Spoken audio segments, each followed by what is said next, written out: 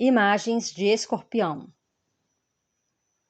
Escorpião, regido por Plutão, é um signo complexo, pois, diferentemente da maioria dos outros signos, que em geral têm um único símbolo, Áries, o carneiro, Touro, o touro, Gêmeos, os gêmeos, etc. Escorpião tem várias representações diferentes. O escorpião, a serpente, a águia e a fênix. Além disso, o escorpião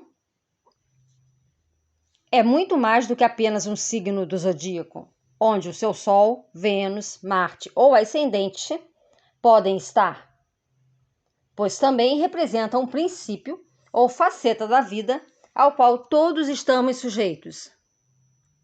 O processo cíclico de mudança, decadência, morte e renovação.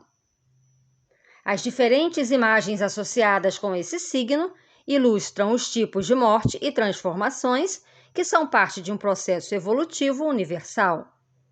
Também iluminam as maneiras pelas quais age como rompedor de apegos. O nível inferior de Escorpião é simbolizado pela serpente, um réptil que regularmente solta sua pele, substituindo-a por uma nova, e pelo escorpião, o animal com ferrão mortal na cauda. Pessoas dominadas por esse tipo de sentimento, de escorpião, agem quase que exclusivamente a partir de suas próprias emoções e desejos. Estão totalmente à mercê de seus estados de espírito e exprimem-se de uma forma veemente, instintiva e primitiva. Quando sentem-se bem, não podem ser mais agradáveis às outras pessoas. Quando sentem-se infelizes ou em perigo, ninguém está seguro, nem mesmo seus amigos mais próximos. Esse nível ou fase de escorpião, que algumas pessoas nunca conseguem ultrapassar, é descrito numa velha fábula que conta o encontro entre o escorpião e a rã. A história começa à margem de um lago que o escorpião quer atravessar. Ele pergunta à rã se ela se importaria de dar-lhe uma carona, levando-a nas costas à outra margem. A rã, hesitante, responde: "Eu lhe dou a carona para atravessar o lago, mas você tem que prometer não me picar." A isso, o escorpião, ligeiramente ofendido, replica: "Mas é claro que eu não vou fazer isso. Por que eu deveria ferroar você?" O escorpião sobe, então, as costas da rã e ambos começam a jornada. No meio do caminho, entretanto, o escorpião pica a rã. E enquanto ambos estão afundando para morrer, a rã pergunta: "Mas por que você fez isso? Você havia prometido não ferroar." E no seu último suspiro, o escorpião responde: "Porque achei que devia." Há pessoas que agem como esse escorpião e ferroam porque acham que devem fazê-lo. Ou seja, são compulsivamente dominadas por seus estados de espírito e suas respostas instintivas à vida, e podem, de repente, voltar-se contra as pessoas que lhes são próximas ou destruir estruturas de suas vidas que têm apoiado e reforçado sua identidade. Pode atacar por qualquer razão: vingança, raiva, necessidade de mudança e de novo crescimento. Ou, às vezes, somente por espírito de aventura, se a vida se tornou aborrecida. Às vezes, nesse processo, elas acabam também se destruindo. Se às vezes elas até mesmo sabem desse risco e parecem cortejar a destruição, num exercício perverso de vontade. A morte de Escorpião, nas águas do lago, é, entretanto, símbolo de uma transformação e de uma renovação em potencial. Escorpiões de nível inferior podem morrer e renascer em outro nível, o nível da águia. As pessoas desse segundo nível de escorpião não se identificam apenas com suas emoções ou com tudo que possam estar sentindo num determinado momento. Ao invés disso, elas retiram sua identidade e sua noção de sentido e propósito na vida de algo exterior a si mesmas, um relacionamento, uma causa ou projeto no qual estão envolvidas, ou uma filosofia ou visão que as excita. Servirão a pessoa amada ou a sua causa com perseverança, dedicação e vitalidade admiráveis, como a águia que voa mais alto e enxerga mais longe do que qualquer outro pássaro. E é uma caçadora mortal. As pessoas que atingiram o nível águia de escorpião possuem normalmente princípios e ideais elevados, mas mantêm ainda seu ferrão mortal. Se algo ameaçar o que valorizam ou aquilo a que acreditam, os escorpiões nível águia mergulharão e atacarão. E talvez até mesmo destruirão com crueldade o oponente. O principal problema com as pessoas desse tipo de escorpião é claramente sua intensidade. Elas podem estar servindo a sentimentos nobres como a verdade, a justiça ou o amor, ou a ideais valiosos que promovam o bem-estar da humanidade, mas perseguem seus objetivos com tal paixão e com um foco tão fechado nesses objetivos que perdem de vista tudo mais. Ficam tão absorvidas pelo objeto de sua devoção que se esquecem que sua verdadeira natureza é ilimitada e infinita. Ou inflamam-se com uma indignação virtuosa ou com a exigência física sobre-humana que impõe a si mesma.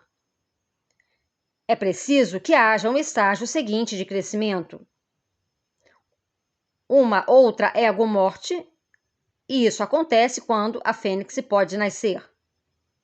A fênix era um pássaro mitológico egípcio. Era consumida pelo fogo, mas ressurgia das cinzas, viva novamente. Tornou-se assim um símbolo de imortalidade. Pessoas em ressonância com o nível águia de escorpião podem descobrir que a paixão de um relacionamento significativo incendeia-se a si própria, ou uma causa em que acreditam tão fervorosamente os exaure ou se prova falsa. Quando isso acontece, elas se sentem como se tivessem sido aniquiladas.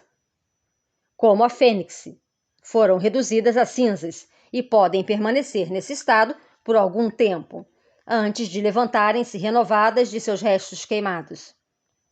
Quando nos apegamos a algo, não importa o quanto nobre ou transcendente, limitamos nossa identidade e nos esquecemos que nossa verdadeira natureza é ilimitada e infinita.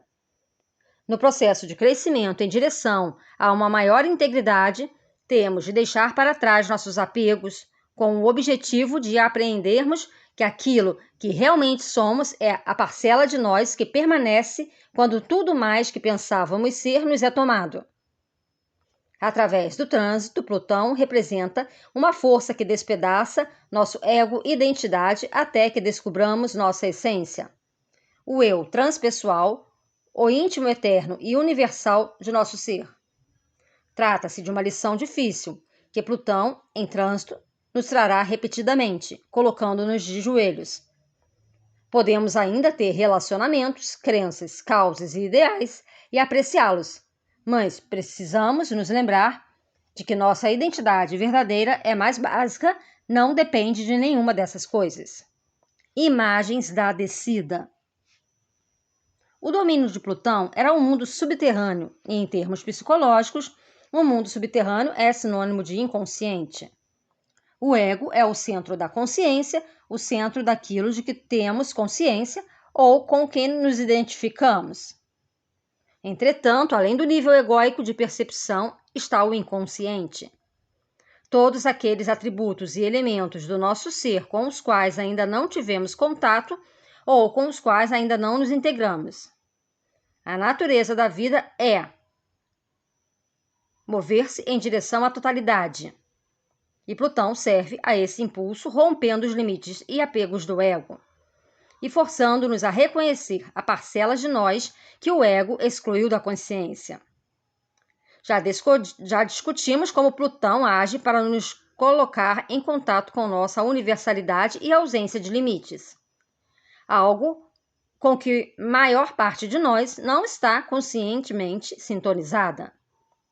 De maneira similar, e também em nome da totalidade, Plutão nos forçará ao confronto com qualquer coisa que esteja enterrada em nós.